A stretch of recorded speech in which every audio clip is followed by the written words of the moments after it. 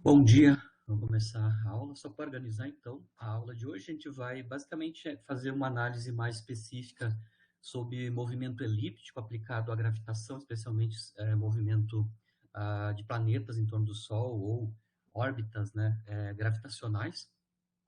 Então, a gente vai determinar a relação do período com o semi-eixo A da elipse, né, o semi-eixo maior da elipse. Dar uma revisada nas leis de Kepler, porque o que a gente vai demonstrar aqui de maneira geral é um caso particular. No caso da lei de Kepler, a terceira lei de Kepler relaciona período com semi-eixo de órbita elíptica. A gente vai fazer uma série de aplicações astronômicas, né? Aqui a gente vai introduzir, por exemplo, as unidades astronômicas para fazer o cálculo das quantidades envolvidas, e no final da aula eu vou só discutir a questão da repulsão, né? A gente derivou as equações de movimento e a equação da trajetória para a lei do inverso quadrado da distância atrativo, né? E a gente vai discutir o que acontece quando a gente considera o mesmo tipo de força, mas repulsiva. A gente vai ver que só vão poder existir a trajetórias abertas a partícula sujeito a esse tipo de campo de força repulsivo e que cai com o inverso quadrado da distância à fonte. Então, aqui eu vou fazer uma discussão geral sobre o período do movimento elíptico, depois a gente vai especificar para a gravitação. Lá, quando a gente derivou, né, a conservação do momento angular, a gente mostrou que uma consequência da conservação do momento angular, e o caso de forças centrais é o caso, né, a gente mostrou que a taxa de variação temporal da área coberta pelo vetor posição era uma constante, essa constante era proporcional ao momento angular, né? Se a gente aplicar explicitamente a lei das áreas, né, que vale para qualquer força do tipo central, especificamente no caso das leis de força que a gente está analisando aqui, que é atrativo lei do inverso quadrado da distância, no caso específico das órbitas elípticas, né, que é o que nós estamos interessados agora nessa aula, né? Aqui eu só vou tomar o cuidado, ao invés de escrever explicitamente a massa da partícula, na verdade eu vou colocar a massa reduzida, a gente já discutiu isso, né? Aqui a gente está sempre fazendo interação de dois corpos, né? A fonte com a partícula de prova, né? Basicamente as leis de movimento são relativas à massa reduzida. A gente já mostrou que na maior parte dos casos, né? Na maior parte dos casos, a massa reduzida do sistema basicamente é a massa da partícula de prova, né? Então, no caso aqui, interação Sol-planeta, está claro que a massa reduzida basicamente é a massa do planeta. Bom, mas aplicando a lei das áreas, se a gente vê essa equação aqui, né, ela é uma equação diferencial de primeira ordem, né, das áreas versus tempo, né, a variável dependente é o a área, e o tempo é a variável independente. Eu posso resolver essa equação diferencial de primeira ordem por separação de variáveis. Vocês separam variável dependente na esquerda, variável independente na direita, basicamente são constantes, né? E integramos, né? Onde a gente, nos limites inferiores, nós utilizamos, então, as condições iniciais. Eu vou assumir aqui, então, que em tempo igual a zero, a área coberta pelo vetor posição, né, é nulo. Para tempo igual ao período, T maiúsculo, né, a gente cobriu toda a área da elipse. Então, estou especificando aqui, especificamente a lei das áreas aplicada à elipse, né? Com isso, a gente consegue obter, então, a expressão do período em termos da área da elipse, né? A área da elipse é escrita em termos dos semi-eixos da elipse, como a gente viu na aula passada, né? A área de uma elipse é πab, né? Onde A e B são os semi-eixos, né? A menos das constantes aqui. Então, o período, né, de movimento orbital de uma partícula que está sujeita a esse tipo de campo de força. No caso, se ela tem trajetória elíptica, a gente consegue escrever o período em termos dos semi-eixos. A gente mostrou também na aula passada que, no caso elíptico, né, o semi-eixo B não é independente do A, ele pode ser escrito em termos do semi-eixo A. Com isso, a gente consegue escrever B em termos de A, é o que eu estou fazendo aqui. E, basicamente, a gente consegue mostrar que nós podemos escrever o período de órbita explicitamente em termos de um dos semi-eixos, que é o semi-eixo maior da elipse, né?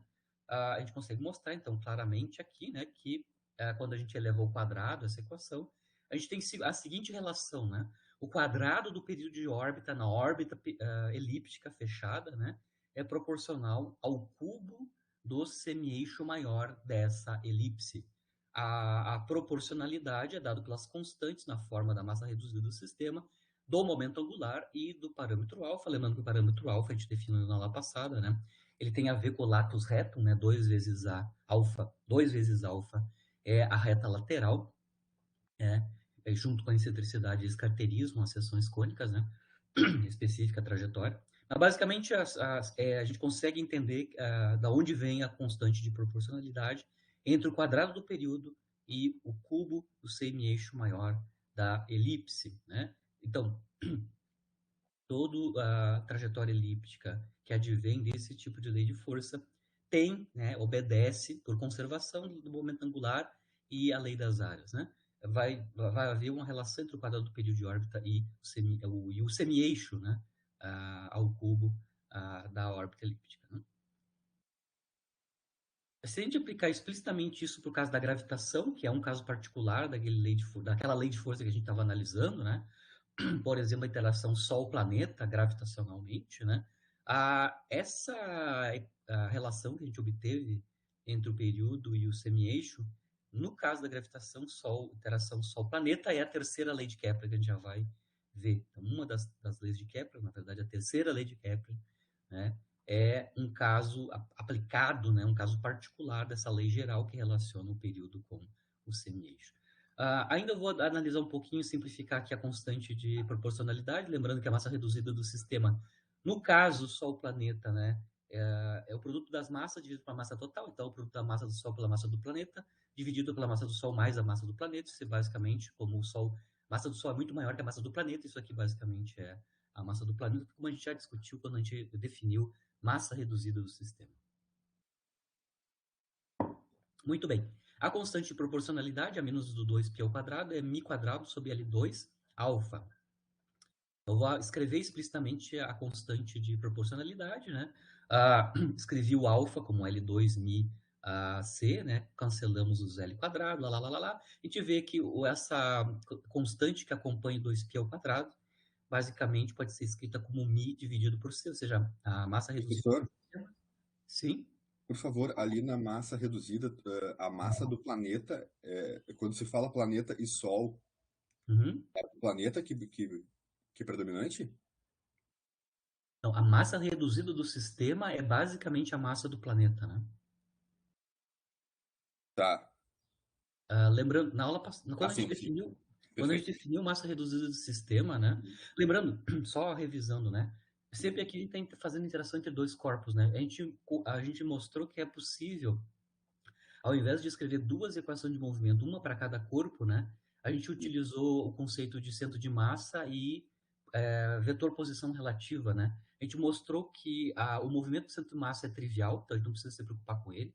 Inclusive, a gente sempre pode escolher um sistema de referência onde o centro de massa está em repouso, né? Porque, por conservação de momento angular, no máximo, a velocidade do centro de massa é uma velocidade constante, mas, claro, a gente sempre pode escolher um sistema onde ele está em repouso. Então, o centro de massa é trivial. Então, basicamente, toda a dinâmica vai vir para o vetor posição relativa, né, que mapeia uma partícula relativa a outra, né? Eu escolhi a fonte como sendo a origem do meu sistema de coordenadas e a partir dele eu meço, então, o vetor posição relativa. Então, basicamente, a gente conseguiu mostrar que um sistema de dois corpos pode ser descrito como um sistema de um corpo, né, cuja massa, entre aspas, né, é a massa reduzida, certo?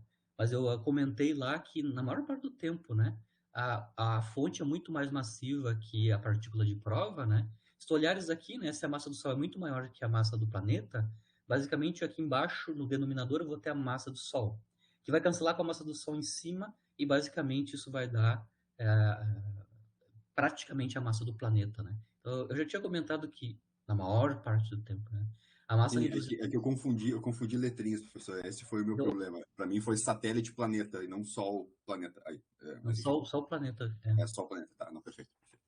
Eu vou voltar para satélites, mas por enquanto eu tô só focando um pouquinho no Sol planeta, porque eu quero Não, já, daqui a é que pouco... daí só a inversão, né? Só a inversão das posições. E daí se tornaria Tá, diferente o resultado ali. Mas enfim, tudo certo. tá. Só uma confusão Então, de letrinha. eu só estou sendo formal. A gente estava sempre usando massa, mas lá atrás eu disse: olha, sempre onde a gente colocar massa, na verdade a gente tem que botar massa reduzida, né? Então, eu só Sim, estou perfeito. voltando a essa formalidade, Mas sempre a gente sabe que basicamente a gente pode substituir a massa reduzida pela massa do Perfeito. planeta Yeah. ou do cara que está interagindo, né? Na maior parte do tempo, né? Bom, então a constante que está acompanhando 2π ao quadrado, basicamente eu posso escrever como μ sobre C, lembrando que C é a normalização da lei de força, né? Então eu posso aqui escrever de outra maneira, mais compacta, né? A relação entre o quadrado do período e o cubo do semi-eixo maior da elipse, né? Se a gente quiser, a gente também pode escrever essa relação do período, ou período, em termos da energia mecânica, né, que é dada pelas condições iniciais e é a quantidade, uma das quantidades conservadas, né? Na aula passada, a gente também mostrou que o semi-eixo da elipse pode ser escrito em termos da energia mecânica, né? É bem simples, né? É a normalização da lei de força C dividido por 2 vezes o módulo da energia mecânica, lembrando que no caso da órbita elíptica, né, a energia mecânica é negativa, né? A gente escreve em termos do módulo.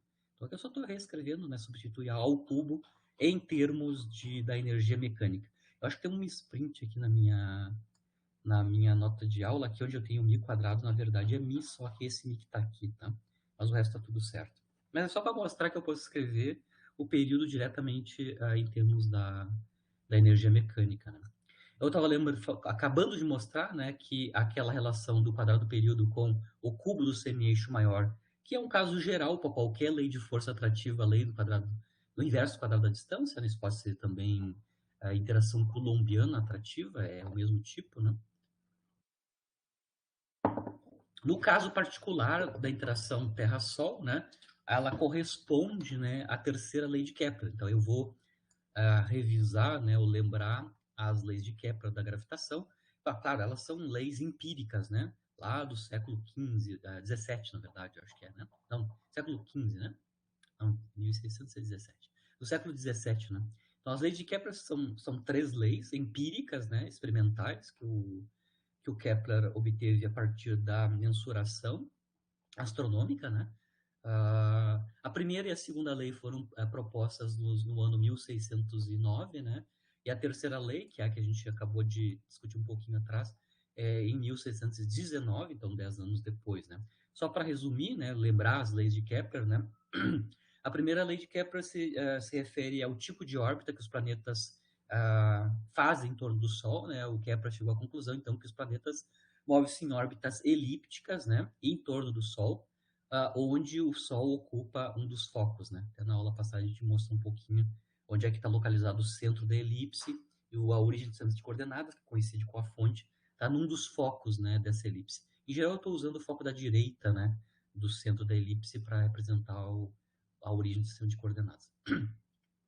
A segunda lei, basicamente, é a verificação experimental pelo Kepler da lei das áreas, né? A gente mostrou que a lei das áreas é um caso muito geral, é obedecido de maneira bem geral para qualquer tipo de interação central, né? Especificamente gravitação é um caso, mas ele mostrou isso empiricamente no caso de gravitação, né? Então, a área por unidade de tempo varrida por um vetor, a gente chama de raio vetor, na verdade, para nós é o vetor posição, né? Do Sol até o planeta é constante. Basicamente, então, ele mostrou empiricamente, né, que a taxa de variação temporal das áreas é constante, né?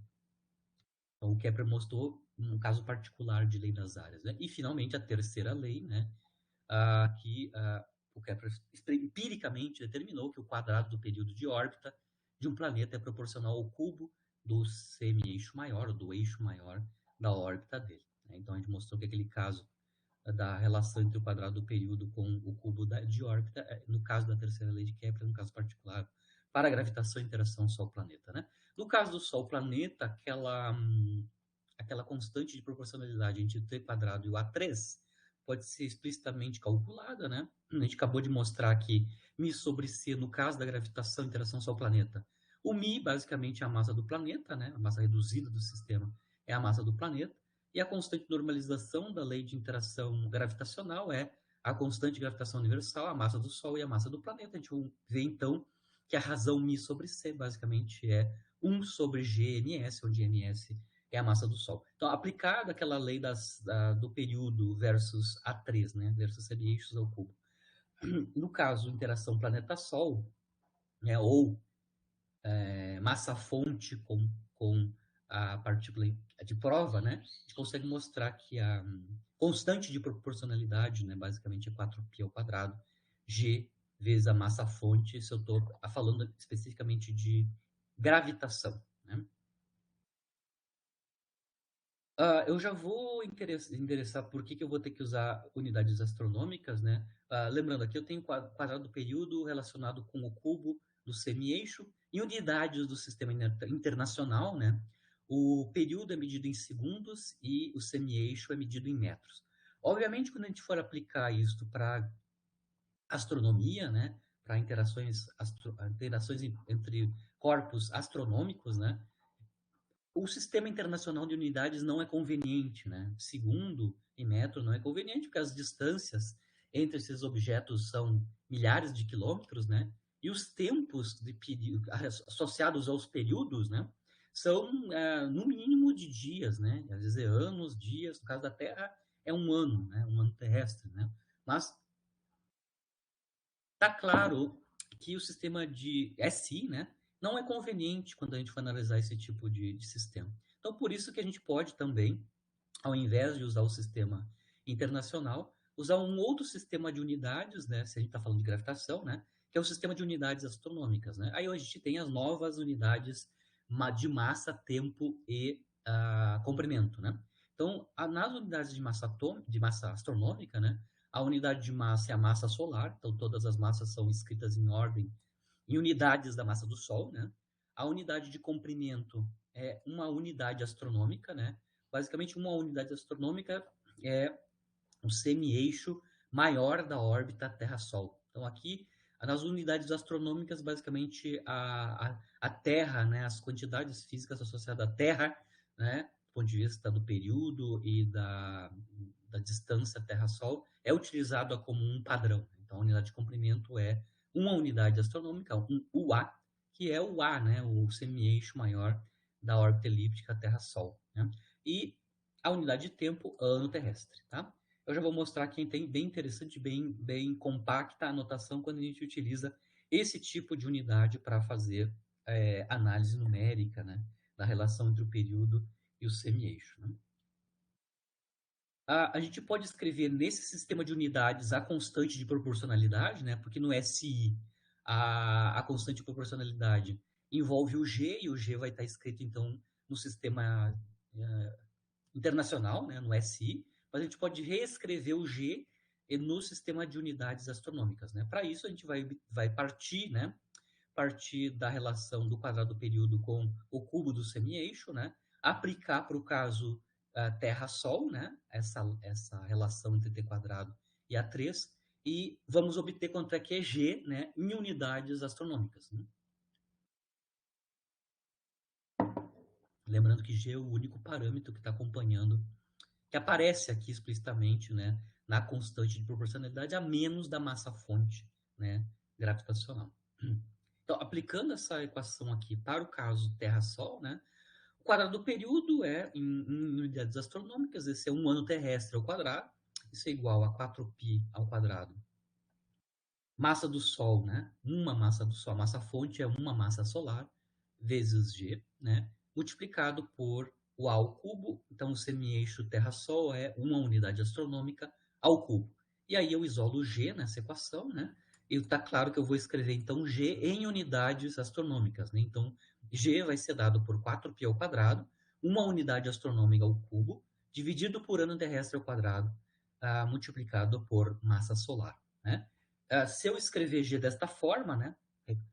Substituo o G aqui na expressão original, da equação original da relação entre o quadrado do período e o cubo do semi-eixo, né? Eu vou obter esta equação aqui para a relação entre o período e o semi-eixo no sistema de unidades astronômicas, né?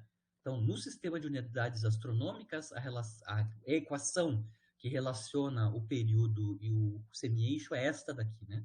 Quadrado do período, onde o período está escrito em anos terrestres, é igual ao cubo do semi-eixo da elipse, onde esse semi-eixo está escrito em unidades astronômicas, né? Ou seja, em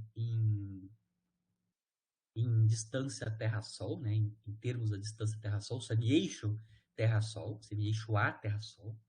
e dividido pela massa-fonte em unidades de massa solar, tá? Então, obviamente, eu posso escrever essa equação aqui tanto para a interação Sol-planeta, mas para qualquer outra interação cuja órbita é elíptica, gravitacional, onde m é a massa-fonte desta órbita elíptica. Né?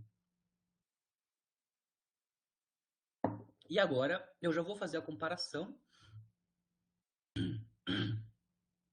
de por que é conveniente, né, usar o sistema de unidades astronômicas e não um SI. Tá claro, mas eu vou mostrar por quê. Né? Então, eu vou fazer uma série de exemplos de aplicação dessas relações que a gente acabou de mostrar aqui, né? No caso das órbitas elípticas. Né? O meu primeiro exemplo é relativo ao cometa Halley. Né?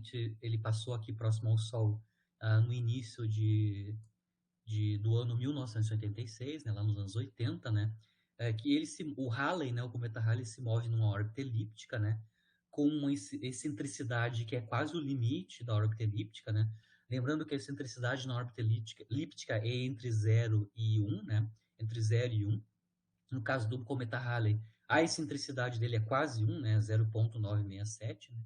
E o período do Halley, né? Ou seja, o tempo que ele leva para dar uma volta completa em torno do Sol é 76 anos, né? Ele passou em 86, daqui a 76 anos. Calculado a partir de 86, ele vai passar de novo, né? E aí a gente vai querer calcular, então, as distâncias de mínima e máxima aproximação ao Sol, que no caso a gente chamou de ápsides, né? Na aula passada, nas nossas nomenclaturas, né? Aqui a gente quer calcular qual é que são os tamanhos das ápsides, né? São as distâncias dos pontos de retorno, né? Até o Sol, né? O R1, ou R2, ou o Rmin, ou R máximo, ou no caso do Sol, né? É o periélio e afélio, se a gente falando de planetas, né? Mas as distâncias de máxima aproximação e máxima distância do Sol, né? Primeiro eu vou calcular no sistema internacional, né? Ou seja, calcular o R1 e o R2 em SI, né? Usando o SI. Para isso, se fosse calcular em SI, o G seria escrito no Sistema Internacional de Unidades, que está aqui, né? O 667, 10 na menos 11 Nm² por quilograma ao quadrado. A massa do Sol, que é a massa-fonte também em quilos, que é da ordem de 2, 10 na 30 quilogramas, né? O período do Halley está em anos, tem que converter no SI para segundos, né? 76 anos para segundos, aí eu uso uma forma mnemônica, né, rápida, de conversão, né? O fator de conversão ano para segundo é π10 na 7, né? π10 na 7 segundos é o fator de conversão ano-segundo, né?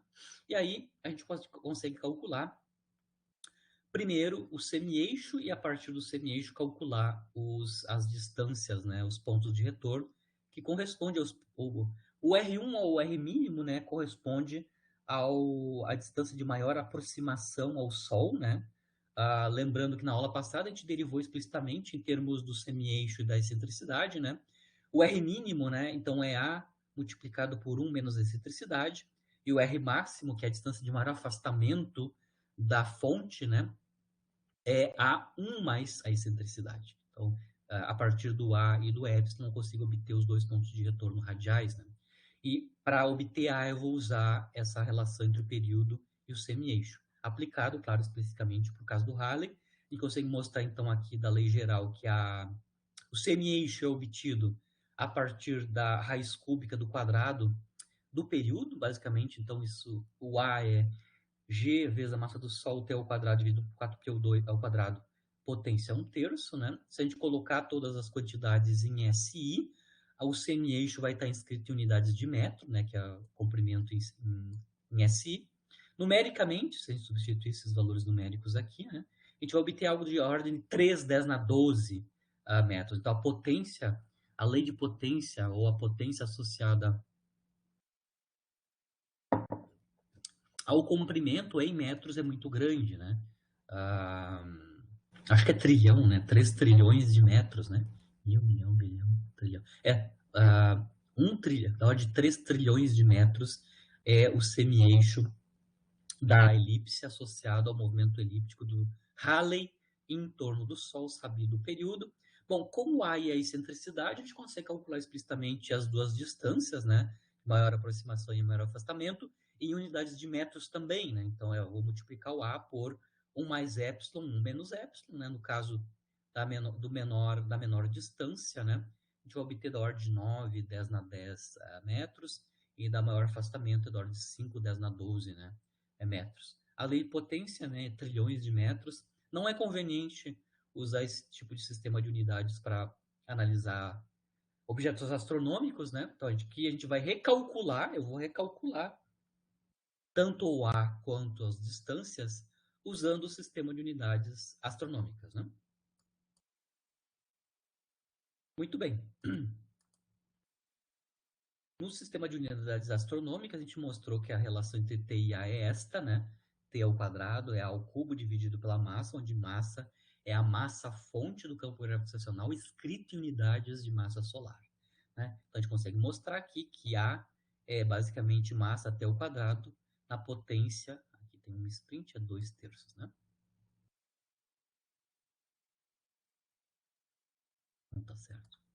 M na 1/3, né? A mt ao quadrado é 1/3, certo? Claro que aqui a massa fonte é a massa do Sol, né? Então o m é basicamente uma massa solar. Então tá claro que aqui o A pode ser escrito como T na 2/3, basicamente, né? Onde A está dado em unidades astronômicas e o período está escrito em unidades de ano terrestre, que são as unidades astronômicas. Então, aqui no caso da interação Terra-Sol, em unidades astronômicas, a relação entre A e T é simples, né? A é T na 2/3, usando unidades astronômicas para essas duas quantidades, né? Muito bem. Então, vamos calcular o A em unidades astronômicas, né? Então, o A em unidades astronômicas, basicamente, é o tempo, o período de órbita do Halley em unidades astronômicas, que é os 76 anos, né? 76 anos terrestres, né? Na potência 2/3. Isso é 17,94, é quase 18, né? Unidades astronômicas, automaticamente, se eu colocar o tempo em unidades astronômicas, aqui o A vai estar escrito em unidades astronômicas. É da ordem de 18 unidades astronômicas. O que eu vejo aqui é que o semi-eixo da órbita elíptica do Halley é basicamente 18 vezes maior que o semi-eixo correspondente Terra-Sol. Né? Basicamente é isso. Então a gente já tem um feeling do tamanho, né, dessas distâncias. Né? O semi-eixo maior do movimento elíptico do Halley é da ordem de 18 vezes maior que o semi-eixo associado à interação Terra-Sol. Com isso, com o A em unidades astronômicas, eu recalculo, então, as distâncias de maior afastamento e maior aproximação, o R mínimo maior aproximação, R máximo maior afastamento, em termos do A e da excentricidade. Claro que aqui agora já vão ser escritos como o A está em unidades astronômicas, os próprios distâncias radiais associadas aos pontos de retorno também vão estar em unidades astronômicas, né? Então, a distância de maior aproximação é da ordem de 0,6 unidades astronômicas e a distância de maior afastamento da ordem de 36 unidades astronômicas. Ou seja, quando o Halley está mais próximo do Sol, ele é basicamente a metade, né, a distância entre ele e o Sol, basicamente é a metade, um pouquinho mais que a metade, né, 60%, né, do semi-eixo Terra-Sol. E quando ele está mais afastado, basicamente ele está 36 vezes maior que o tamanho do semi-eixo Terra-Sol.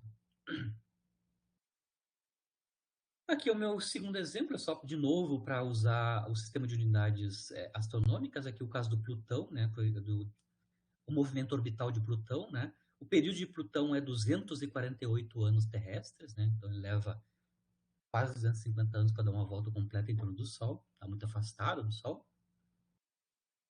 E aqui eu quero calcular o semi-eixo A em unidades astronômicas, sabido o seu período em unidades de ano terrestre, né? Como a gente acabou de mostrar, né? No caso da interação Sol-planeta, o semi-eixo é basicamente o período na 2/3, né?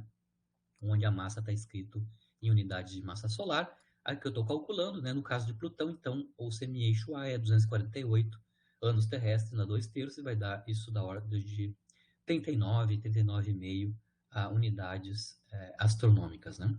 Então, basicamente, o semi-eixo de Plutão A é 39,5 vezes maior que o semi-eixo correspondente ao movimento elíptico da Terra em torno do Sol, né? Aqui eu vou sair um pouquinho da interação Sol-planeta e vou analisar satélites artificiais e naturais de planetas, né? Lembrando que aquela relação entre o quadrado do período e o cubo do semi-eixo da órbita, ela é geral para qualquer tipo de interação gravitacional, fonte, partícula de prova. Então aqui eu vou analisar então o caso, quero calcular, né? Qual é que é o período de um satélite, caso artificial, né? Um satélite terrestre, então um satélite artificial que orbita em torno da Terra, mais especificamente os de baixa órbita, tá? Poucos quilômetros acima da superfície. Então, eu quero calcular, usando a equação da relação entre T e A, quero calcular qual é, que é o período típico desses satélites artificiais que orbitam a Terra com baixa órbita, né? Primeira coisa que a gente tem que analisar aqui, a gente vai precisar enunciar, né, escrever, quantificar o semi-eixo, né, de órbita desses satélites, né? Eu posso escrever o semi-eixo em termos do raio da Terra e da altura a partir da superfície que esse satélite está em órbita, né? Então, eu só estou mostrando essa figura só para quantificar isso, né? Eu estou fazendo um corte transversal na Terra, aqui eu tenho o raio da Terra, H minúsculo é a distância entre a superfície da Terra e onde está localizado o satélite, né? Então, desde o centro da Terra até o satélite, o comprimento ou a distância, né, do centro da Terra até o satélite é raio da Terra mais a altura medida a partir da superfície. Eu vou assumir, então, que o semi-eixo... Então, bom, primeiro eu vou assumir que a órbita é elíptica, né? Lembrando que o movimento circular é um caso particular do movimento elíptico, né? Então, eu vou assumir que no semi-eixo da elipse, do movimento elíptico... Primeiro, eu vou assumir que o movimento elíptico, né? Provavelmente a excentricidade da ordem de zero, né? Tende a zero, né? Lembrando que epsilon igual a zero é movimento circular. Vou assumir que é elíptico com um semi-eixo A, que é dado por raio da Terra mais a altura H. Se eu fatorar o raio da Terra, eu posso escrever, então, o A como sendo o raio da Terra, 1 mais a razão entre a altura medida a partir da superfície, dividido pelo raio da Terra. Né? Lembrando que o raio da Terra é conhecido, é da ordem de 6 milhões de metros. Né? 6 milhões de metros é a distância do centro da Terra até a sua superfície. Né? Raio médio. Lembrando que a gente acabou de mostrar, geralmente, né, de maneira geral, que o quadrado do período de órbita elíptico é proporcional ao cubo do semi-eixo maior da elipse, né, o A ao cubo, e a constante de proporcionalidade envolve o G e a massa-fonte desse campo gravitacional. No caso aqui não é o Sol, a massa-fonte é a massa da Terra. Então aqui embaixo estou colocando a massa da Terra como a massa-fonte, né, e o satélite a partícula de prova. No caso aqui a gente está analisando então satélites com baixa órbita, significando que é baixa órbita, significa que a altura H, né, a partir da superfície, é muito menor que o raio da Terra. Então aqui eu vou fazer uma simplificação, né? Se eu estou analisando baixa órbita, eu vou tomar o limite de H sobre raio da Terra, muito menor que 1. Então a distância até o satélite a partir da superfície não é muito grande comparado com o raio da Terra, né? E nesse limite, o quadrado do período está associado com, basicamente, o cubo do raio da Terra, né? Aproximadamente proporcional ao cubo do raio da Terra. Claro que aí tem as outras constantes aí, né? Tirando raiz quadrada de ambos os lados, a gente consegue então escrever o período de órbita desses satélites artificiais que orbitam em torno da Terra com baixa órbita, né? Basicamente, isso aqui vai ser proporcional, então, à raiz quadrada do cubo do raio da Terra, a menos as constantes, né? As constantes que estão aqui dentro da raiz quadrada, eu posso escrever em termos da aceleração da gravidade próxima à superfície da Terra, né? A gente sabe que o G é aproximadamente próximo à superfície da Terra, dado por G, massa da Terra, dividido pelo raio terrestre ao quadrado. Então, eu ainda posso reescrever as constantes que estão dentro da raiz quadrada, né? Então, basicamente, eu posso escrever, então, um período como sendo 2π raiz quadrada do raio da Terra dividido por G. Então, eu vou escrever o período desses satélites em termos do raio da Terra e do G. Aqui eu estou calculando numericamente, né, a ordem de grandeza.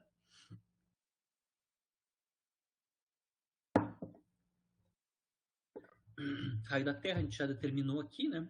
6,38 10 na 6 metros. E o G eu vou assumir 9,8 metros por segundo ao quadrado. Numericamente isso vai dar em segundos esse período, né? 5.070 segundos, isso é aproximadamente 85 minutos, que dá da ordem de 1 hora e 25 minutos, né?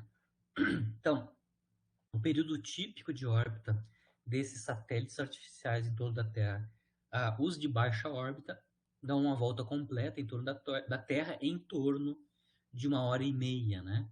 1 hora e meia é o período típico de órbita desses satélites. Claro, a gente está fazendo uma aproximação aqui, onde a gente assumiu elíptico, né? E depois ainda, no caso, calculou o semi-eixo como uma aproximação, onde a altura a partir da superfície da Terra desse satélite é muito menor que o raio da Terra.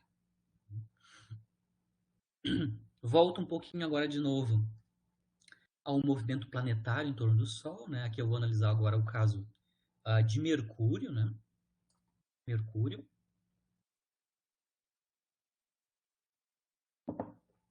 Então, aqui nesse problema eu conheço alguns dados sobre Mercúrio, né? O planeta Mercúrio, então, orbita o Sol em órbita elíptica, né? Aqui a gente tem os tamanhos dos semi-eixos, né? Isso é medido experimentalmente, né?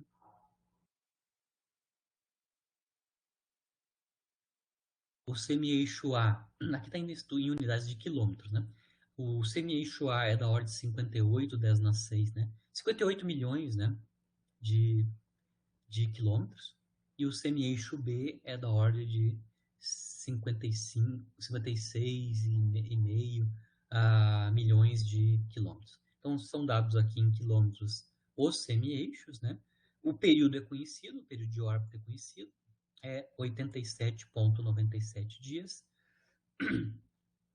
Ele leva da ordem de 88 dias para dar uma volta completa em torno do Sol, né? Eu quero calcular duas coisas referente a Mercúrio.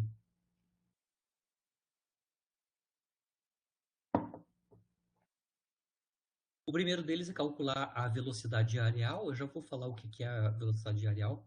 Basicamente é o DADT, né? É a taxa de variação temporal da área coberta pelo vetor posição, né? Que mapeia Mercúrio relativo ao Sol, né? E depois, a partir da velocidade areal, eu vou calcular então a velocidade de Mercúrio no seu pericentro e no seu pericentro e no seu apocentro, né? Que no caso, na aula passada, a gente mostrou a nomenclatura, né? Quando a gente está falando de interação Sol-planeta, o pericentro é periélio e o apocentro é o afélio, né? Então, a distância de maior aproximação do planeta do Sol é chamado periélio, né? Isso é o pericentro. E a distância de maior afastamento do Sol é o afélio, né? Isso é o apocentro, né? Então, eu quero calcular quanto é que é o periélio e o afélio de Mercúrio, na verdade, a velocidade nessas distâncias, né? Ou seja, quando Mercúrio está nos seus pontos de retorno, ou seja, distâncias de maior afastamento e maior aproximação do Sol, aí eu quero calcular qual é que é a velocidade, né, de Mercúrio. Qual é que é o módulo da velocidade do planeta, né? Estou começando com a velocidade areal. O que eu estou chamando de velocidade areal é a taxa de variação temporal da área coberta pelo vetor posição, né? O DADT, né?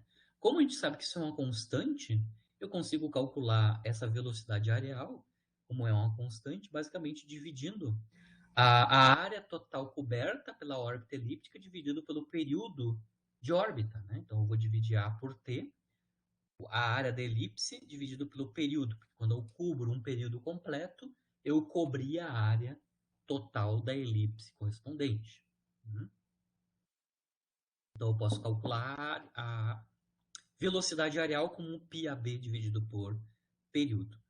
Como aqui no caso de Mercúrio, né, a gente sabe os dois semi-eixos em unidades de quilômetros. E conhecemos o período, né? Claro que aqui a gente vai ter que converter o período, que é 87,97 dias, né? Em segundos, né? Então aqui eu estou convertendo dias para segundos, né? Basicamente o fator de conversão é 86.400 segundos, né? A gente pode converter o período, colocamos aqui, né? E escrevemos os semi-eixos em... vou deixar em quilômetros, tá? Então, a velocidade areal, aqui no nosso caso, vai estar em unidades de quilômetros quadrados por segundo, né? Então, substituo esses dois valores em quilômetros, multiplico por π, divido por o período convertido para segundos, né? E a gente vai obter isso daqui da ordem de 10 na 9, né? 10 na 9 quilômetros ao quadrado por segundo. Ou seja, o vetor posição, o raio vetor associado a Mercúrio, né? Cobre uma área de 1 bilhão, né? 1 bilhão de quilômetros quadrados por segundo, né? Basicamente, essa é a velocidade areal associada a Mercúrio. Esse é o valor numérico, né? Da velocidade areal para Mercúrio, né? Obviamente, todos os planetas têm velocidade areal, né? Vão mudar, né? As velocidades areais mudam porque os semi-eixos são distintos, né? Mas todo o planeta tem uma velocidade areal, que é a área coberta por unidade de tempo, né? Na sua órbita elíptica. No caso de Mercúrio, é 1 bilhão de quilômetros quadrados por segundo. Bom, essa é a primeira pergunta, né? Qual é, a velocidade areal? 1 bilhão de quilômetros quadrados por segundo, no caso de Mercúrio, né? Agora vamos calcular as velocidades de Mercúrio no periélio e no afélio, né? Periélio, maior aproximação do Sol, afélio, maior afastamento do Sol. Os pontos de retorno radial, né? Para fazer esse cálculo,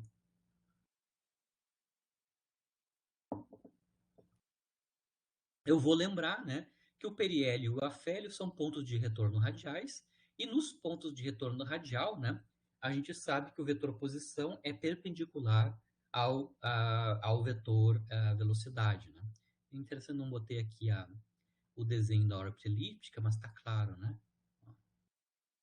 Tem uma órbita elíptica, lembrando que o sistema de coordenadas, o centro está no foco dessa elipse, né?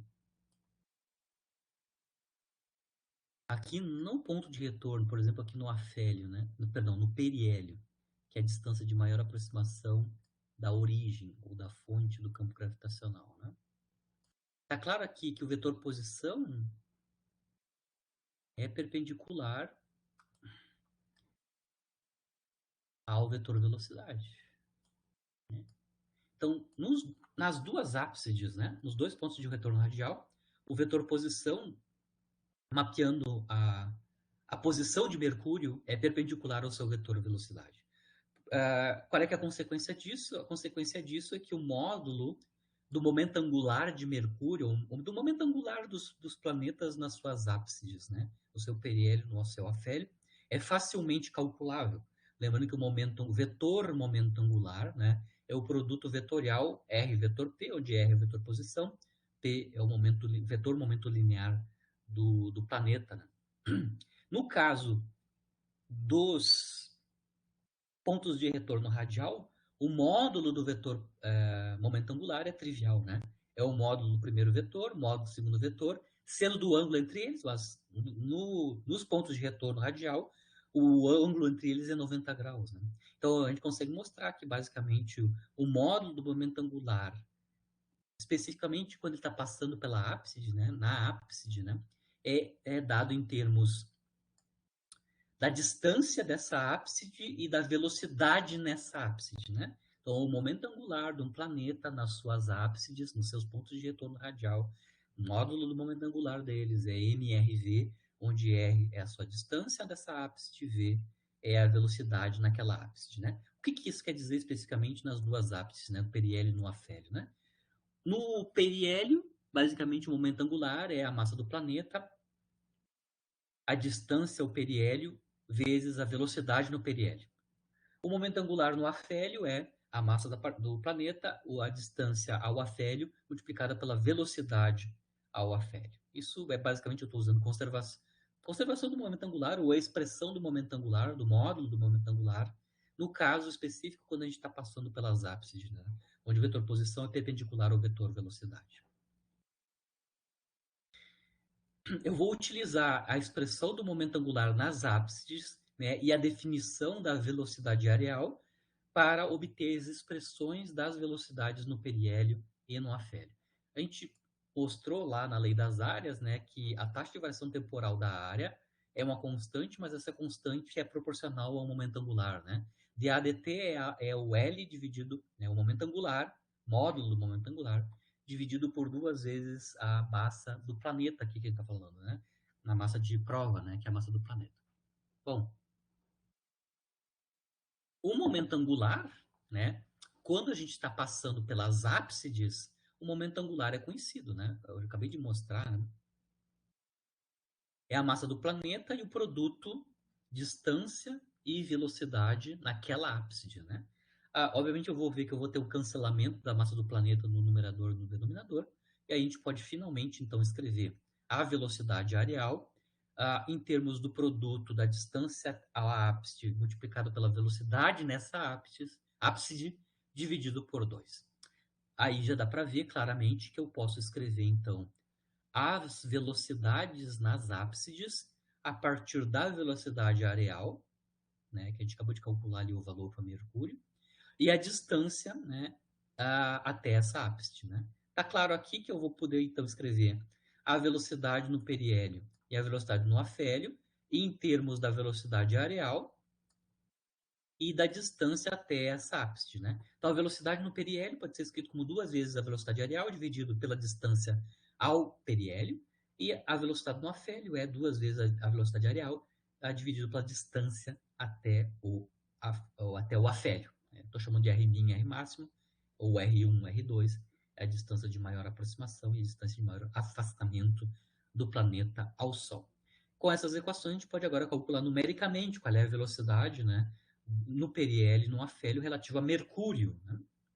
Ah, a gente ainda precisa, para calcular, a gente tem a velocidade areal, né? Acabamos de calcular que é 1 bilhão de quilômetros quadrados por segundo, no caso do Mercúrio, mas a gente ainda precisa de informação das distâncias do periélio e do afélio, né? Para fazer isso, como a gente tem os semi-eixos, principalmente o semi-eixo A, né? E a gente tem a excentricidade, né? Aliás, não temos excentricidade, né? A gente tem o A, mas a gente não tem excentricidade. Os dados que foram dados foram apenas o período e os semi-eixos, né? A gente não sabe a excentricidade. Só para lembrar, né? As distâncias aos pontos de retorno, né? O R min e o R máximo, eles são escritos em termos do semi-eixo e em termos da excentricidade. O semi-eixo a gente tem como dado do problema, mas a gente não tem excentricidade. Vai ter que obter excentricidade antes. Muito bem. Como é que eu obtenho a excentricidade? Na aula passada, a gente demonstrou, né, que a excentricidade ela é basicamente dada pela quadrado da razão do semi-eixo B pelo semi-eixo A. A gente mostrou explicitamente essa equação na aula passada, né? Então, a excentricidade de órbita elíptica, né, é igual a raiz quadrada de 1 menos o quadrado da razão dos semi-eixos B sobre A, como a gente tem, né, os dois semi-eixos, né, em quilômetros, né? O B é 56,67 milhões de quilômetros e o A é 57,9 10 milhões de quilômetros, né? Então a gente pode calcular explicitamente a excentricidade, né? É raiz quadrada de 1 menos essa razão ao quadrado. Claro, eu cancelei todos os zerinhos aqui, né? As duas unidades são iguais, né? Então, essa é adimensional nessa quantidade, a excentricidade. Isso vai dar da ordem de 0,20, 0,2, né? 0,2056, no caso, usando os semi-eixos para calcular a excentricidade. Tendo a excentricidade e o semi-eixo A, a gente pode calcular em quilômetros, né? As duas ápsides, né? A distância ao periélio e a distância ao afélio, A1 menos epsilon, A1 mais epsilon, numericamente isso dá, né, sabida a excentricidade, isso dá 46 milhões de quilômetros para o periélio e da ordem de 70 milhões de quilômetros para o afélio, no caso de Mercúrio, né, explicitamente. Com esses dois pontos de retorno, né, o periélio e o afélio, agora finalmente, já sabida a velocidade areal, a gente pode calcular as velocidades, né, numericamente, né? Então, a velocidade no periélio, basicamente, é duas vezes a velocidade areal. A velocidade areal já foi calculada, é da ordem de 10 é 1 bilhão de quilômetros quadrados por segundo, né? Dividido pela distância ao periélio. Né? Para calcular a velocidade do periélio, a gente precisa a distância ao periélio. Né? A gente acabou de calcular aqui, ó, 46,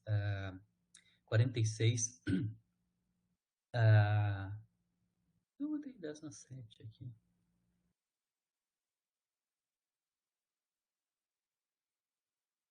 Eu acho que aqui é 10 na... Bom, depois a gente vê isso, tá? Mas a princípio seria 46,10. Ah, não, não, não, não, não, não, não. Não, tá em quilômetros já. Tá em quilômetros. Acho que a potência aqui tem que checar, tá? Mas a princípio é 2 vezes a velocidade real dividido pela distância até o periélio, né? Que é calculado aqui. Né? Acho que é 46,10 na 6 mesmo. Quilômetros, né? Isso vai Aqui dar da embaixo hora. tá 4,6, né? Daí dá 10 na 7. Ah, tá. Tô tão cansado que eu já não. 46. Tá. Só mudei a potência de 10, claro.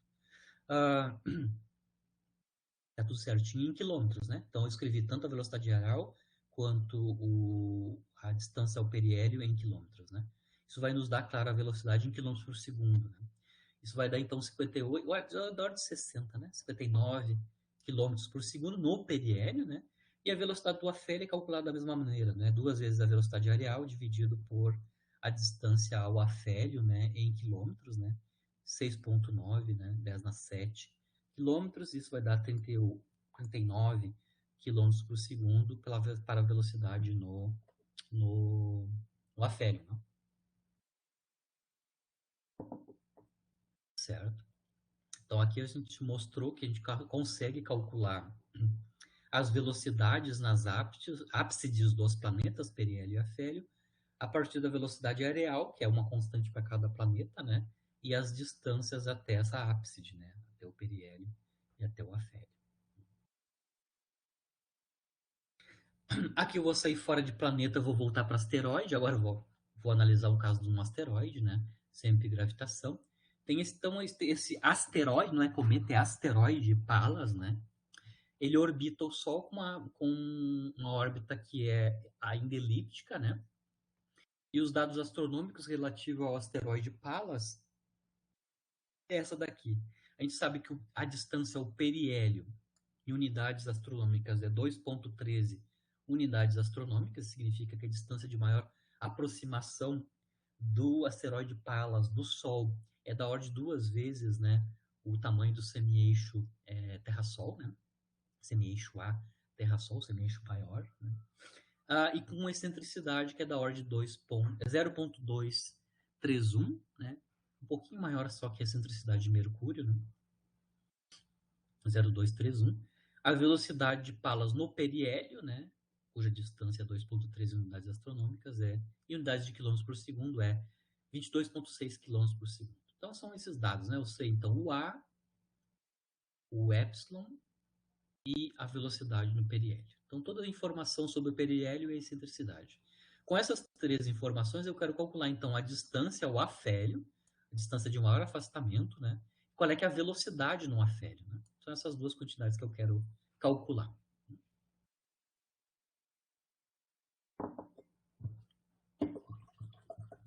Muito bem.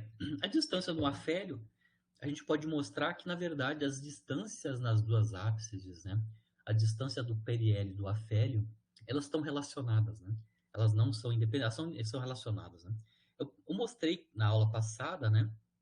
Que a distância do afélio, que é o R2 ou R máximo, né? É A1 mais epsilon, né? Mas eu posso escrever o R2 em termos do R1, né? Então eu vou aqui multiplicar em cima e embaixo a expressão do R2, né? Que é a distância do afélio, né? Por 1 menos epsilon, né? Em cima e embaixo eu multiplico por 1 menos epsilon. E aí lembro, né? Que a 1 menos epsilon é justamente o R1, ou a distância ao periélio. Então eu consigo mostrar aqui que, na verdade, a distância do periélio, a distância ao afélio e a distância ao periélio estão relacionados, né? E a relação é dada pela excentricidade, né? Eu consegui mostrar aqui explicitamente, isso é uma nova equação, né? A distância do semi-eixo maior, perdão, a distância do ponto de retorno máximo, né, está relacionado com o ponto de retorno mínimo, né, a partir dado pela excentricidade, né? Então, o R2 é 1 mais epsilon dividido por 1 menos epsilon multiplicado pelo R1. Então, eu posso calcular a distância do afélio se eu sei a informação da distância até o periélio e a excentricidade. E é o que eu vou fazer aqui, né? Aqui eu estou calculando, como eu sei a excentricidade do asteroide Pallas, né? 0,231, né? Eu vou calcular, então, esta razão, né? 1 mais epsilon dividido por 1 menos epsilon. Né? Essa razão dá 1,6. Numericamente dá 1,6. Multiplicado pela distância ao periélio, que é 2,13 unidades astronômicas. E aí eu calculo, então, quanto é que é o afélio, né? O afélio vai ser 1,6 vezes a distância ao periélio em unidades astronômicas. Isso, no caso do Pallas, dá a distância ao afélio, que é 3,41 unidades astronômicas. Essa equação que eu acabei de mostrar aqui é geral, tá? O R2 é proporcional ao R1 e a constante de proporcionalidade é essa razão, né? 1 mais epsilon, 1 menos epsilon, onde epsilon é a excentricidade. Agora eu quero calcular a velocidade no afélio. Eu sei que a distância do afélio é 3,41 unidades astronômicas e quero calcular qual é que é a velocidade nesse afélio. Bom, aqui para calcular, eu vou obter uma equação que relaciona as velocidades nas ápsides, né? Para fazer isso, eu vou usar a conservação do momento angular, né? O momento angular é conservado, o L é sempre o mesmo, é uma constante de movimento, né? Ela é sempre o mesmo em qualquer ponto da órbita, mas especificamente nas ápices a gente sabe qual é que é o modo do momento angular, né? Em cada uma das ápices, agora há pouco, né? Como a gente mostrou, devido ao fato que o vetor posição é perpendicular ao vetor velocidade, a gente demonstrou, né? Que o módulo do momento angular nas ápices basicamente é a massa do planeta multiplicado pelo produto distância da ápside multiplicado pela velocidade nesta ápside, né? Essa é a expressão do momento angular, do módulo momento angular, em qualquer uma das ápsides, né? É MRV em qualquer uma das ápsides, né? Conservação de momento angular, claro, relaciona esses dois momentos angulares. O momento angular no periélio e o momento angular no afélio. Dá para ver que dessa conservação do momento angular, eu consigo obter uma relação entre as velocidades nas ápices, né? Uma relação entre a velocidade no periélio com a velocidade no afélio. Essa equação que eu consigo mostrar aqui.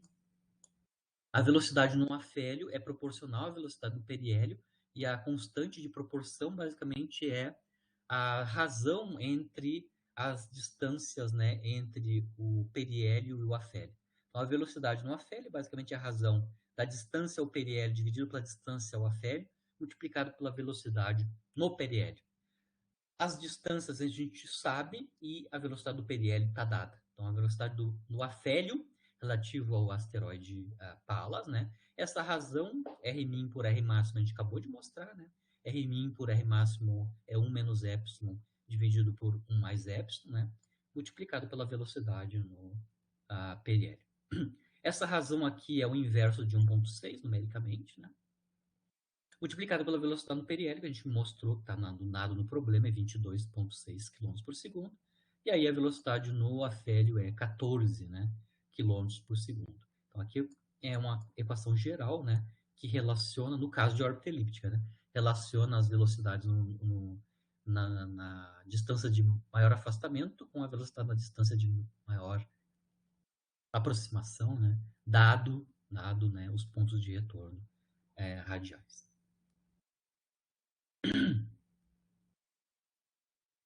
Aqui eu volto para satélites naturais, né?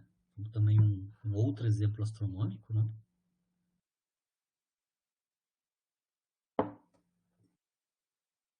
Aqui eu tenho dois dados sobre dois satélites naturais, tá? Primeiro, o satélite natural da Terra, né? Então, assim, a gente sabe que a Lua move-se numa órbita aproximadamente circular, né?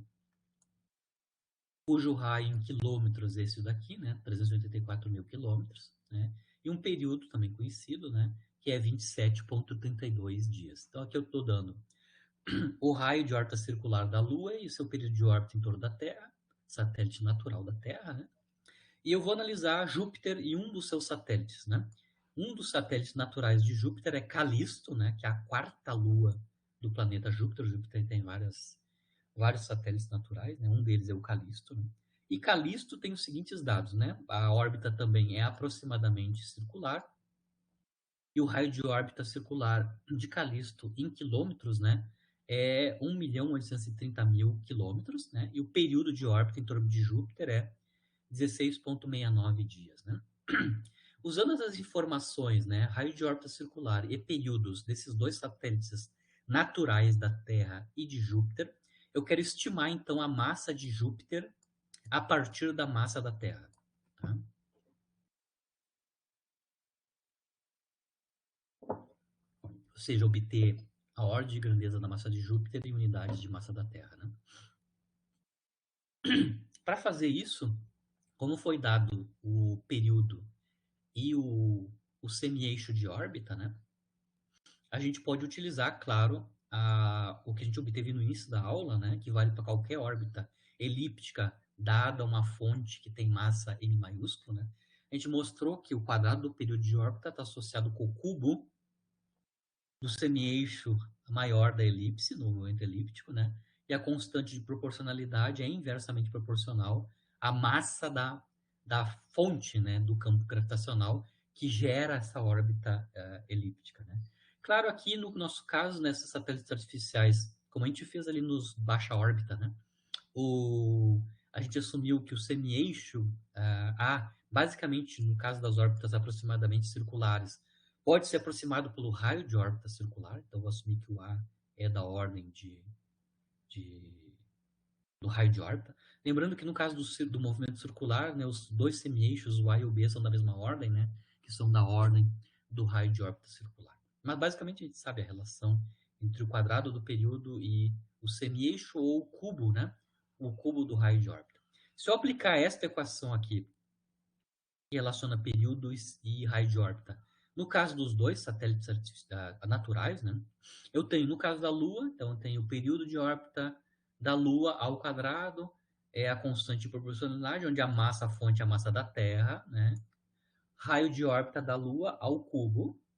No caso de Calisto, né, o quadrado do período de Calisto é inversamente proporcional à massa de Júpiter, que é a massa fonte, né, da órbita do Calisto, né, e multiplicado pelo cubo do raio de órbita circular de Calisto. Então, eu tenho a relação entre os períodos e os raios de órbita circular desses dois satélites naturais, né. Eu posso combinar essas duas equações, né, para obter a massa de Júpiter escrita em termos da massa da Terra, né. Bom, aqui eu primeiro vou calcular a razão, né, dos quadrados do período da Lua e de Calisto, né. Obviamente isso vai ser escrito em termos, as constantes, os 4π quadrados e o g vão cancelar, né. Basicamente o que vai restar aqui é a razão da massa de Júpiter pela massa da Terra e também a razão ao cubo, né? O cubo da razão do raio de órbita da Lua pelo raio de órbita circular de Calisto, né? Então, isolando a razão massa de Júpiter pela massa da Terra, eu consigo calcular explicitamente isso, né? A ordem de grandeza, a partir da razão dos períodos Lua-Calisto ao quadrado e a razão dos raios de órbita Calisto-Lua ao cubo. E a gente pode calcular isso numericamente. Né? Então, a razão da massa de Júpiter pela massa da Terra é quadrado da razão dos períodos, né? Lua, Calisto, né? Como elas estão na mesma unidade, né? Ambas estão em dias, né? A Júpiter 16,67 dias e a Lua 27,32. Aqui, Lua por Calisto, né? Ao quadrado.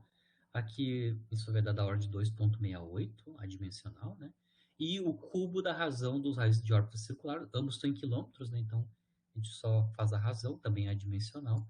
Esse cubo aqui dá da ordem de 118, tá? Então, fazendo esse produto, a gente obtém da ordem de 316, né? Então, significa que a ordem de grandeza da massa de Júpiter em unidades da massa terrestre é 316, né?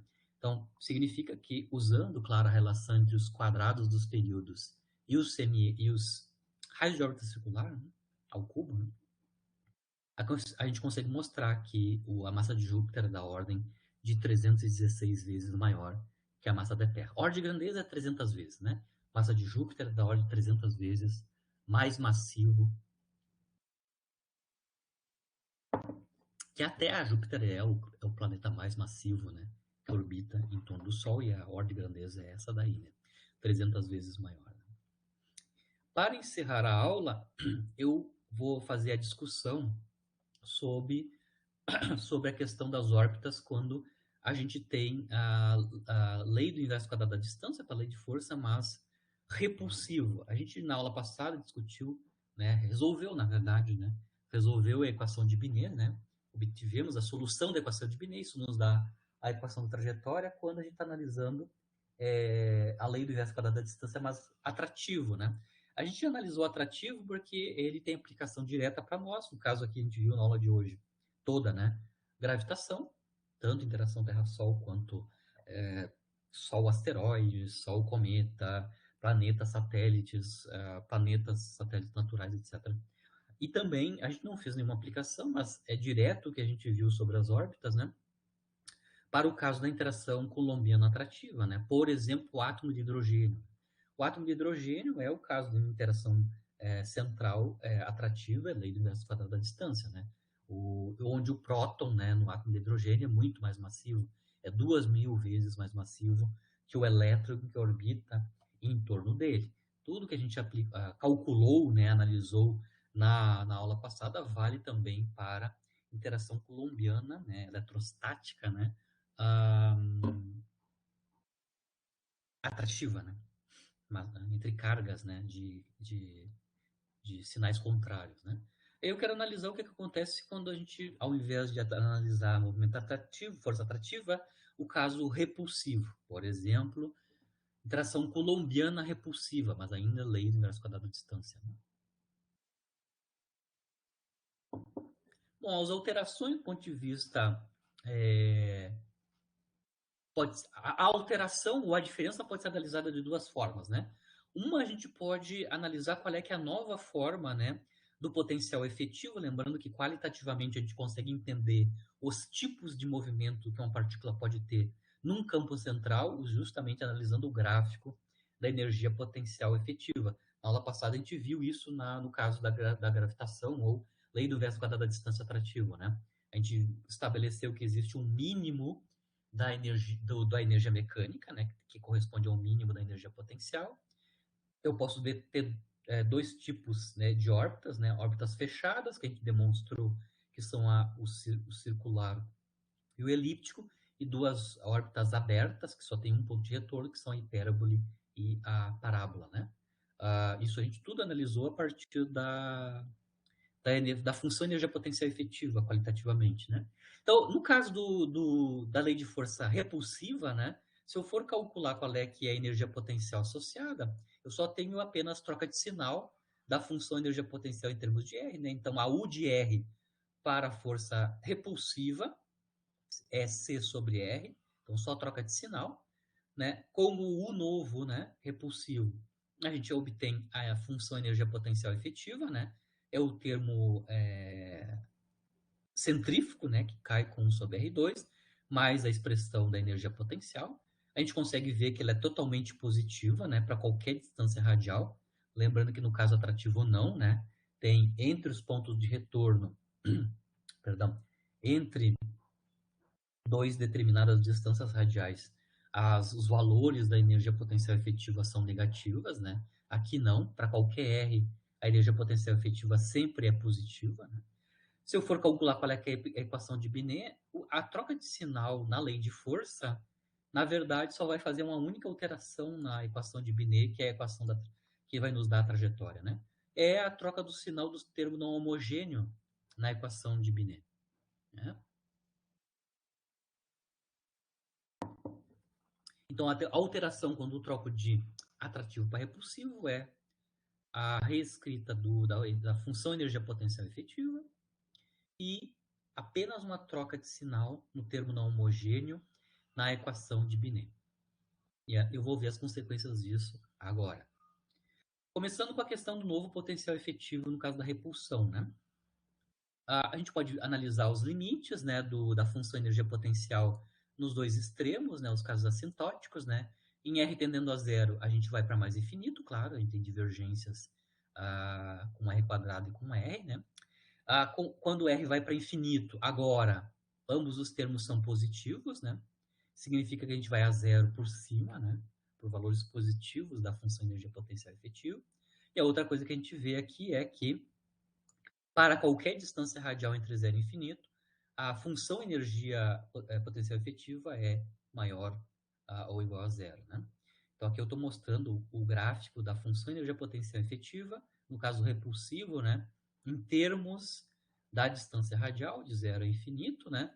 A gente vê claramente nos extremos, a gente vai para mais infinito em 0, vai a 0 no infinito, e para qualquer valor de distância radial, a função energia potencial efetiva só admite valores positivos. Não tem nenhum termo negativo, inclusive não tem nem mínimo, né?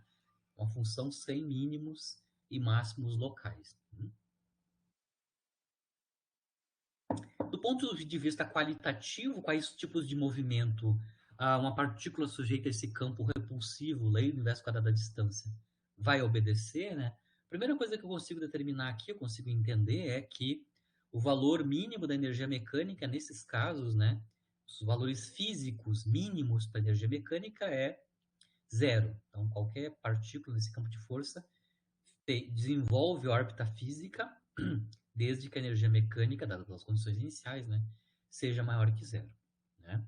Por quê? Porque não posso ter energia negativa. Né?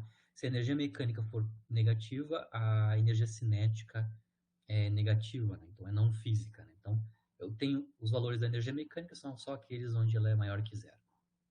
Né? Bom, dado um valor não nulo para a energia mecânica, né, a gente consegue ver que a energia mecânica corta o gráfico da energia potencial efetiva associada a uma interação repulsiva, né, apenas em um único ponto de retorno, né, apenas no R1. Isso significa que as órbitas só podem ser abertas. Né?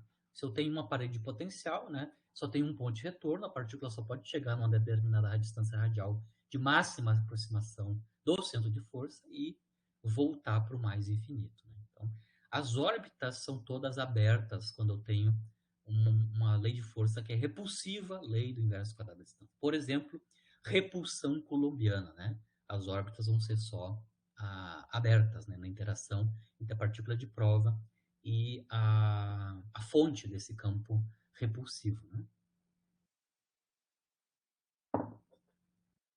Agora, se a gente quer determinar qual é que é a equação da trajetória, ou qual é que é o tipo de trajetória aberta, né, que a gente vai ter, bom, a gente vai voltar então aqui na equação de Binet, né, na equação de Binet, e ver qual é que é o resultado da alteração da troca de sinal do termo não homogêneo. Inclusive, até aqui, no caso do único ponto de retorno, eu posso calcular explicitamente o ponto de retorno, né? Lembrando que a gente calculou o ponto de retorno no caso atrativo, né? Mas a maneira de calcular é esta, né? Os pontos de retorno são aqueles que satisfazem essa equação, né? A energia mecânica igual à energia potencial efetiva em termos da distância radial. Né? A gente pode mostrar explicitamente aqui que essa equação nos dá uma equação em R, né? U efetivo igual a E, né? Nos dá uma equação em R. Como a gente fez na aula passada, a gente retira a distância radial no denominador por troca de variável, né? A gente usa a variável U, que é o inverso da distância radial, né? Introduzimos também a definição do parâmetro alfa, né? Que é proporcional ao momento angular ao quadrado. Com isso, a gente obtém, então, uma equação quadrática em U, que vai nos dar os pontos de retorno, na verdade, o ponto de retorno, né? A gente mostra explicitamente por solução de Bhaskara, né, dessa equação de segundo grau, né? A gente tem duas raízes, né? Duas raízes, como foi no caso atrativo, né? Só que aqui na repulsão, uma das raízes é negativa, né? Dá para ver que uma é completamente negativa, né? Lembrando que aqui essa raiz negativa não tem sentido físico, porque na verdade o é o inverso da distância radial e as distâncias radiais são positivas definidas, né? Então a única raiz que interessa fisicamente para nós é a raiz positiva aqui em U, né? A gente consegue mostrar que a raiz positiva é escrita em termos da excentricidade e do parâmetro alfa, isso é 1 sobre alfa menos 1 mais epsilon, no caso da repulsão. Tá? Então, o ponto de retorno radial está associado com essa solução, com essa raiz positiva em U. Né? Aí, se eu inverter essa raiz em U, eu vou ter, então, o ponto de retorno. Né? O ponto de retorno, que é o R min, né? É alfa menos 1 mais epsilon. Né? Lembrando que lá no caso do atrativo, né? O ponto de retorno R1 é alfa sobre 1 menos epsilon, né? 1 menos epsilon. Aqui no caso da repulsão é alfa menos 1 mais epsilon.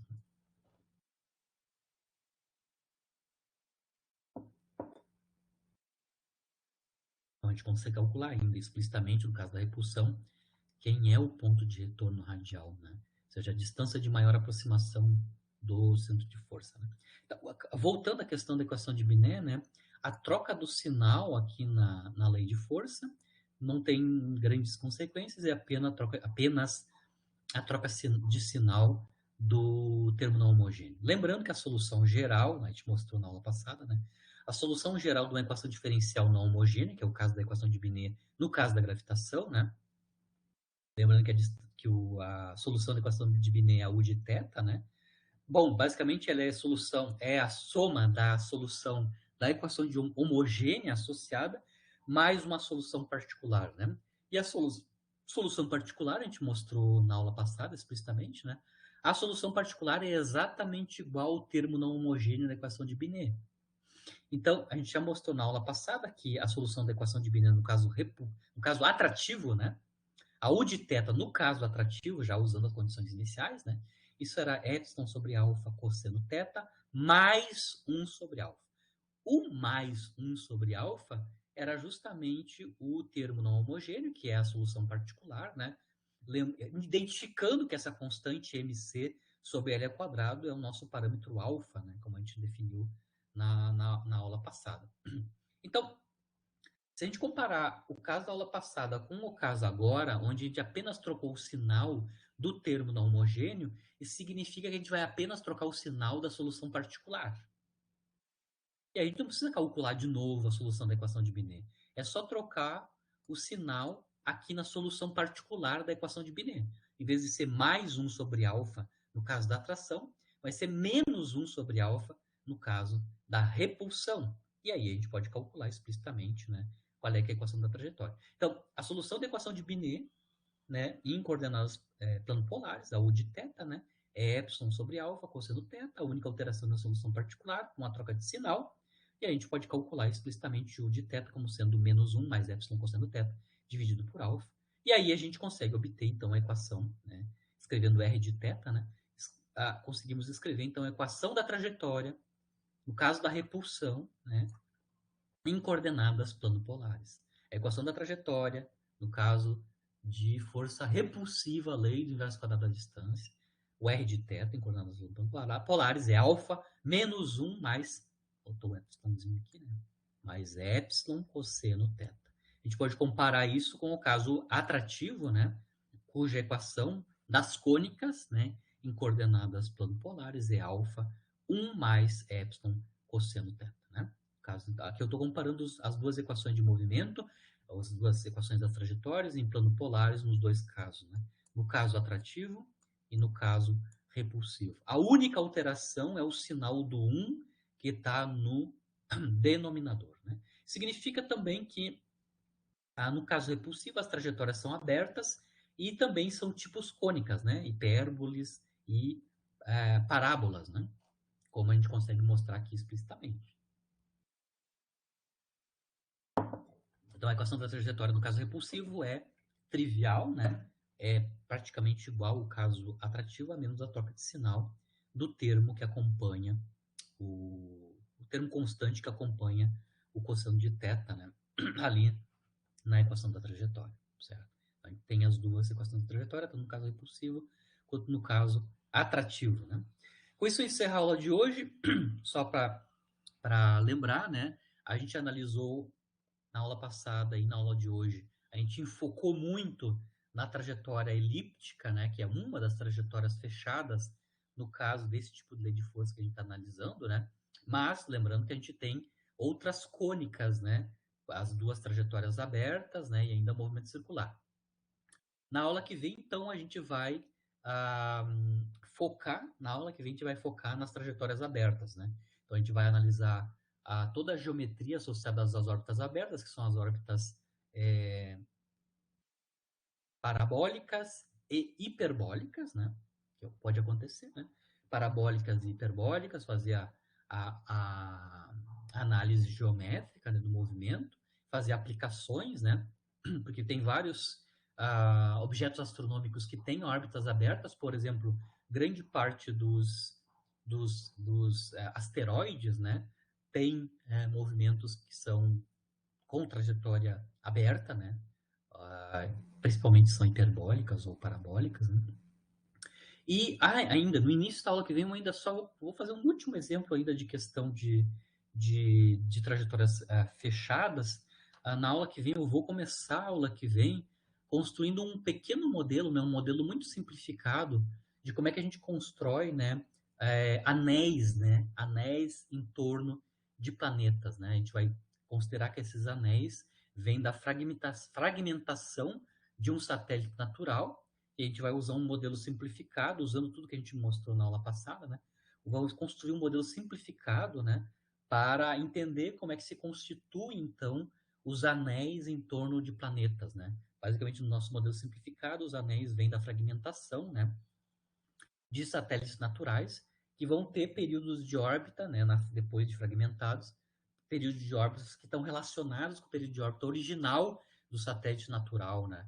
A gente vai entender, assim, muito qualitativamente como é que a gente consegue mapear, né, os períodos de órbitas desses fragmentos, né, que vão formar, né, os anéis. Claro que eu estou aqui falando, por exemplo, um modelo simplificado para os anéis de Saturno, né, e assim por diante. Né? Então, só vou fazer um único exemplo dessa questão da constituição, no modelo simplificado para a questão dos anéis, né, em torno de planetas, e aí o resto da aula a gente vai utilizar para a questão da análise de órbitas abertas, né? Tanto no caso da parábola quanto no caso da hipérbole, né? Basicamente isso que a gente vai ver na aula que vem. Então, eu encerro a aula de hoje por aqui, fico à disposição de vocês. Né?